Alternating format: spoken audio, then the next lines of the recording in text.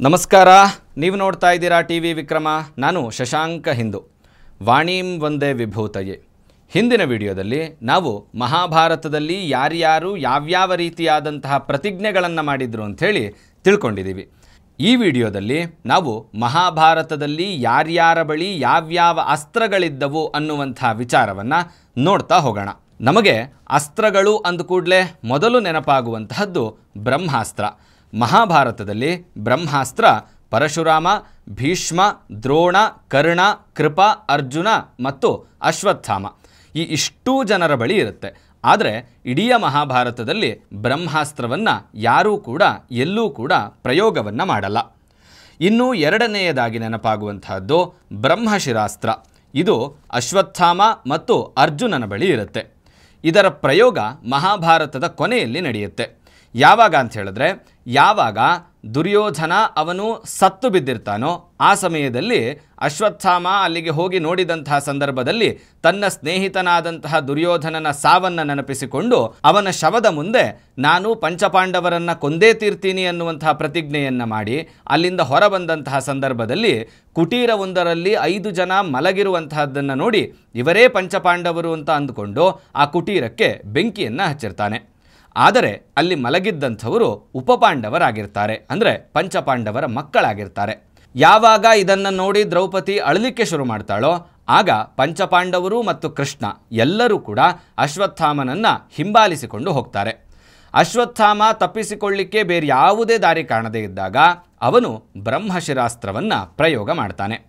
ಇತ್ತ ಕೃಷ್ಣನ ಆದೇಶದ ಮೇಲೆ ಅರ್ಜುನನೂ ಕೂಡ ಬ್ರಹ್ಮಶಿರಾಸ್ತ್ರವನ್ನು ಪ್ರಯೋಗ ಮಾಡಿದಂತಹ ಸಂದರ್ಭದಲ್ಲಿ ಎಲ್ಲಿ ಎರಡೂ ಬ್ರಹ್ಮಶಿರಾಸ್ತ್ರವೂ ಕೂಡ ಸೇರಿ ಇಡೀ ಲೋಕಕ್ಕೆ ತೊಂದರೆಯಾಗುತ್ತೆ ಅಂಥೇಳಿ ವೇದವ್ಯಾಸರು ಬಂದು ಅವೆರಡನ್ನೂ ಕೂಡ ವಾಪಸ್ ತೆಗೆದುಕೊಳ್ಳುವಂತೆ ಆದೇಶವನ್ನು ಮಾಡ್ತಾರೆ. ಆಗ ಅರ್ಜುನನಿಗೆ ಆ ಬ್ರಹ್ಮಶಿರಾಸ್ತ್ರವನ್ನು ವಾಪಸ್ ತೆಗೆದುಕೊಳ್ಳುವಂತಹ ಮಂತ್ರ ಗೊತ್ತಿದ್ದರಿಂದ ಅದನ್ನು ವಾಪಸ್ ತೆಗೆದುಕೊಳ್ತಾನೆ. ಆದರೆ ಅಶ್ವತ್ಥಾಮನಿಗೆ ಅದನ್ನು ಹೇಗೆ ವಾಪಸ್ ತೆಗೆದುಕೊಳ್ಬೇಕು ಅನ್ನುವಂತಹದ್ದು ಗೊತ್ತಾಗದೆ ಆ ಬ್ರಹ್ಮಶಿರಾಸ್ತ್ರದ ದಿಕ್ಕನ್ನು ಬೇರೆಡೆಗೆ ಬದಲಾಯಿಸ್ತಾನೆ. ಅದು ಯಾವ ಕಡೆಗೆ ಅಂತ ಹೇಳಿದ್ರೆ, ಅಭಿಮನ್ಯುವಿನ ಹೆಂಡತಿಯಾದಂತಹ ಉತ್ತರೆಯ ಗರ್ಭದಲ್ಲಿರುವಂತಹ ಪರೀಕ್ಷಿತನ ಕಡೆಗೆ. ಎಲ್ಲಿ ಪರೀಕ್ಷಿತನಿಗೆ ತೊಂದರೆಯಾಗುತ್ತೋ ಅಂಥೇಳಿ ಕೃಷ್ಣ ಆ ಬ್ರಹ್ಮಶಿರಾಸ್ತ್ರವನ್ನು ಅಲ್ಲೇ ಶಮನಗೊಳಿಸ್ತಾನೆ. ಮುಂದುವರೆದು ಅಶ್ವತ್ಥಾಮನಿಗೆ ಶಾಪವನ್ನು ಕೂಡ ಕೊಡ್ತಾನೆ. ಇದು ಬ್ರಹ್ಮಶಿರಾಸ್ತ್ರದ ಕಥೆ. ಮುಂದುವರೆದು ಮೂರನೆಯ ಅಸ್ತ್ರ ಅದು ಪಾಶುಪತಾಸ್ತ್ರ. ಈ ಪಾಶುಪತಾಸ್ತ್ರವನ್ನು ಶಿವ ಅರ್ಜುನನಿಗೆ ಕೊಟ್ಟಿರ್ತಾನೆ. ಅರ್ಜುನ ಅವನು ಕಾಡಿಗೆ ಹೋಗಿ ಅನೇಕ ವರ್ಷಗಳ ಕಾಲ ಶಿವನ ತಪಸ್ಸನ್ನು ಮಾಡಿದಂತಹ ಸಂದರ್ಭದಲ್ಲಿ ಶಿವ ಇವನನ್ನು ಪರೀಕ್ಷೆ ಮಾಡಬೇಕು ಅಂಥೇಳಿ ಬೇಟೆಗಾರನ ವೇಷದಲ್ಲಿ ಬಂದು ಇವನನ್ನು ಪರೀಕ್ಷೆ ಮಾಡಿ ಅದರಲ್ಲಿ ಯಾವಾಗ ಅರ್ಜುನ ಸ್ವತಃ ಶಿವನನ್ನೇ ಸೋಲಿಸ್ತಾನೋ ಆಗ ಶಿವ ಸುಪ್ರೀತನಾಗಿ ಅವನಿಗೆ ಪಾಶುಪತಾಸ್ತ್ರವನ್ನು ದಯಪಾಲಿಸಿರ್ತಾನೆ.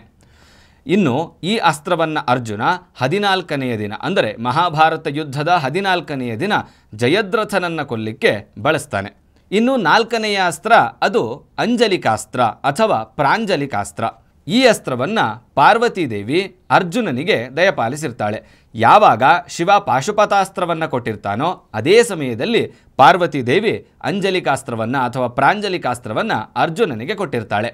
ಈ ಅಸ್ತ್ರವನ್ನು ಅರ್ಜುನ ಕೊನೆಯ ಸಮಯದಲ್ಲಿ ಕರ್ಣನನ್ನು ಕೊಲ್ಲಿಕ್ಕೆ ಬಳಸುವಂತಹದ್ದು. ಇನ್ನು 5ನೆಯ ಅಸ್ತ್ರ ಅದು ನಾರಾಯಣಾಸ್ತ್ರ. ಈ ನಾರಾಯಣಾಸ್ತ್ರ ನರಕಾಸುರನ ಮಗನಾದಂತಹ ಭಗದತ್ತನ ಬಳಿ ಇರುತ್ತೆ. ಈ ಅಸ್ತ್ರವನ್ನು 15ನೇ ದಿನ ಭಗದತ್ತ ಪ್ರಯೋಗವನ್ನು ಮಾಡಿರ್ತಾನೆ. ನಾರಾಯಣಾಸ್ತ್ರದ ವಿಶೇಷ ಏನು ಅಂತ ಹೇಳಿದ್ರೆ, ನಾರಾಯಣಾಸ್ತ್ರವನ್ನು ವಿರೋಧಿಸಿ ಅಥವಾ ಪ್ರತಿಭಟಿಸಿ ಯಾರು ನಿಲ್ತಾರೋ, ಯಾವ ಅಸ್ತ್ರ ನಿಲ್ಲುತ್ತೋ ಆ ಎಲ್ಲ ಅಸ್ತ್ರಗಳನ್ನು ಕೂಡ ನಾರಾಯಣಾಸ್ತ್ರ ವಶಪಡಿಸಿಕೊಂಡು ನಾರಾಯಣಾಸ್ತ್ರ ಇನ್ನೂ ಕೂಡ ಪ್ರಬಲವಾಗ್ತಾ ಹೋಗುತ್ತೆ. ಇದೇ ಕಾರಣಕ್ಕೆ ಕೃಷ್ಣ ನಾರಾಯಣಾಸ್ತ್ರದ ಮುಂದೆ ಎಲ್ಲರಿಗೂ ಕೂಡ ಶಸ್ತ್ರವನ್ನು ಬಿಟ್ಟು ಶರಣಾಗಲಿಕ್ಕೆ ಹೇಳುವಂತಹದ್ದು. ಎಲ್ಲರೂ ಯಾವಾಗ ಶಸ್ತ್ರತ್ಯಾಗವನ್ನು ಮಾಡ್ತಾರೋ ಆಗ ನಾರಾಯಣಾಸ್ತ್ರ ಶಮನಗೊಳ್ಳುತ್ತೆ. ಇದು ನಾರಾಯಣಾಸ್ತ್ರದ ಕಥೆ. ಮುಂದುವರೆದು 6ನೆಯ ಅಸ್ತ್ರ ಅದು ಶಕ್ತಿಯಾಯುಧ. 14ನೇ ದಿನ ಬೆಳಗ್ಗೆ ಯಾವಾಗ ಇಂದ್ರ ಬಂದು ತನ್ನ ಮಗನಾದಂತಹ ಅರ್ಜುನನನ್ನು ರಕ್ಷಿಸಿಕೊಳ್ಬೇಕು ಅಂಥೇಳಿ ಕರ್ಣನ ಬಳಿ ಇರುವಂತಹ ಕವಚ ಮತ್ತು ಕರ್ಣಕುಂಡಲಗಳನ್ನು ದಾನ ಕೇಳ್ತಾನೋ ಆಗ ಕರ್ಣ ಯೋಚನೆ ಮಾಡದೆ ಆ ಎರಡನ್ನೂ ಕೂಡ ದಾನ ಕೊಟ್ಟಿರ್ತಾನೆ. ಆಗ ಇಂದ್ರ ಸುಪ್ರೀತನಾಗಿ ಅರ್ಜುನನನ್ನು ಕೊಲ್ಲಬಹುದಾದಂತಹ ಶಕ್ತಿ ಇರುವಂತಹ ಶಕ್ತಿಯಾಯುಧವನ್ನು ಕರ್ಣನಿಗೆ ಕೊಟ್ಟಿರ್ತಾನೆ.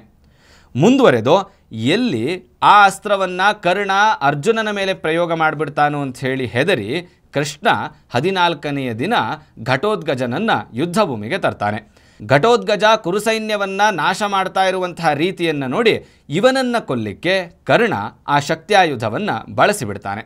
ಇದು ಶಕ್ತ್ಯಾಯುಧದ ಕಥೆ. ಮುಂದುವರೆದು 7ನೆಯ ಅಸ್ತ್ರ, ಅದು ಭಾರ್ಗವಾಸ್ತ್ರ. ಭಾರ್ಗವಾಸ್ತ್ರ ಅದು ಪರಶುರಾಮರ ಅಸ್ತ್ರ.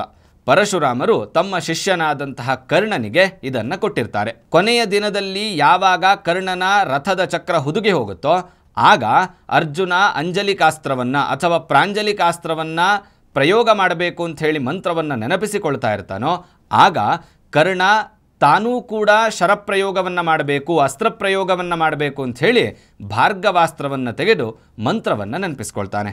ಆದರೆ ಪರಶುರಾಮರ ಶಾಪವಷ್ಟೇ ನೆನಪಾಗುತ್ತೆ ಹೊರತು ಅವನಿಗೆ ಮಂತ್ರ ನೆನಪಾಗೋದಿಲ್ಲ. ಇದು ಭಾರ್ಗವಾಸ್ತ್ರದ ಕತೆ. ಇನ್ನು 7ನೆಯ ಅಸ್ತ್ರ, ಇದು ನಮಗೆ ಮಹಾಭಾರತದ ಯುದ್ಧದ ಸಮಯದಲ್ಲಿ ಕಾಣಲಿಕ್ಕೆ ಸಿಗೋದಿಲ್ಲ. ಆದರೆ ಈ ಅಸ್ತ್ರ ಅರ್ಜುನನ ಬಳಿ ಇತ್ತು. ಅದ್ಯಾವುದು ಅಂತ ಹೇಳಿದ್ರೆ ಆಗ್ನೇಯಾಸ್ತ್ರ.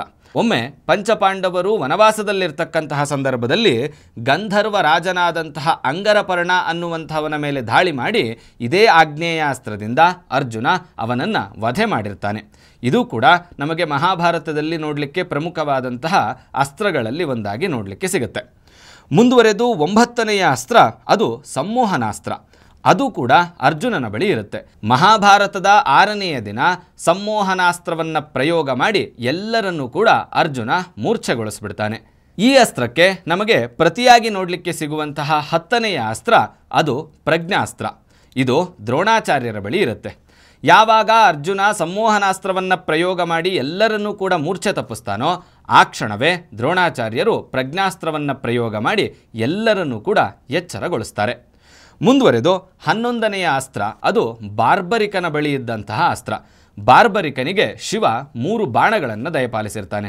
ಆ 3 ಬಾಣಗಳನ್ನು ಒಮ್ಮೆಲೇ ಪ್ರಯೋಗ ಮಾಡಿದಂತಹ ಸಂದರ್ಭದಲ್ಲಿ ಮೊದಲನೆಯ ಬಾಣ ಹೋಗಿ ಎಲ್ಲರನ್ನೂ ಕೂಡ ಗುರುತು ಮಾಡ್ಕೊಂಡು ಬರುತ್ತೆ. 2ನೆಯ ಬಾಣ ಅದು ಯಾರನ್ನು ರಕ್ಷಿಸಬೇಕು ಅನ್ನುವಂತಹದ್ದನ್ನು ಗುರುತು ಮಾಡಿದ್ರೆ 3ನೆಯ ಬಾಣ ಹೋಗಿ ಯಾರನ್ನು ಕೊಲ್ಲಬೇಕೋ ಅವರೆಲ್ಲರನ್ನೂ ಕೂಡ ಕೊಂದು ಬರ್ತಾ ಇರುತ್ತೆ. ಇದೇ ಕಾರಣಕ್ಕೆ ಕೃಷ್ಣ ಬಾರ್ಬರಿಕ ಯುದ್ಧದಲ್ಲಿ ಇರಬಾರ್ದು ಅಂಥೇಳಿ ಅವನ ಶಿರವನ್ನು ದಾನವಾಗಿ ಕೇಳ್ತಾನೆ ಮತ್ತು ಬಾರ್ಬರಿಕ ಯುದ್ಧದಲ್ಲಿ ಭಾಗವಹಿಸದೇ ಇರೋ ರೀತಿಯಲ್ಲಿ ನೋಡ್ಕೋತಾನೆ. ಇದು ಕೂಡ ಮಹಾಭಾರತದಲ್ಲಿ ನಮಗೆ ನೋಡಲಿಕ್ಕೆ ಸಿಗುವಂತಹ ಪ್ರಮುಖವಾದಂತಹ ಅಸ್ತ್ರಗಳಲ್ಲಿ ಒಂದಾಗಿದೆ. ಇವಿಷ್ಟು ಕೂಡ ಮಹಾಭಾರತದ ಪ್ರಮುಖವಾದಂತಹ ಅಸ್ತ್ರಗಳು. ಮುಂದಿನ ವಿಡಿಯೋದಲ್ಲಿ ಮತ್ತಷ್ಟು ವಿಚಾರಗಳನ್ನು ನೋಡ್ತಾ ಹೋಗೋಣ. ಅಲ್ಲಿವರೆಗೂ ನಿಮಗೇನನ್ನಿಸ್ತೋ ಕಮೆಂಟ್ ಮಾಡಿ ಮತ್ತು ನೀವಿನ್ನೂ ಕೂಡ ಟಿವಿ ವಿಕ್ರಮವನ್ನು ಸಬ್ಸ್ಕ್ರೈಬ್ ಮಾಡಿಲ್ಲ ಅಂತ ಹೇಳಿದ್ರೆ ಈ ಕೂಡಲೇ ಸಬ್ಸ್ಕ್ರೈಬ್ ಮಾಡಿ ಮತ್ತು ನಮ್ಮೆಲ್ಲ ವಿಡಿಯೋಸ್ಗಳನ್ನು ಲೈಕ್ ಮಾಡಿ, ಕಮೆಂಟ್ ಮಾಡಿ ಮತ್ತು ಶೇರ್ ಮಾಡಿ. ಓಂ ತತ್ಸತ್. ಟಿವಿ ವಿಕ್ರಮ, ದೇಶ ನಿಮ್ಮ ಕೈಯಲ್ಲಿ. ಈ ಕಾರ್ಯಕ್ರಮ ನಿಮಗೆ ಇಷ್ಟ ಆಗಿದ್ದಲ್ಲಿ ಲೈಕ್, ಶೇರ್ ಹಾಗೂ ಕಮೆಂಟ್ ಮಾಡಿ. ಟಿವಿ ವಿಕ್ರಮದ ಕಾರ್ಯಕ್ರಮಗಳನ್ನು ನಿರಂತರವಾಗಿ ವೀಕ್ಷಿಸಲು ಸಬ್ಸ್ಕ್ರೈಬ್ ಮಾಡಿ, ಬೆಲ್ ಐಕನ್ ಒತ್ತಿ.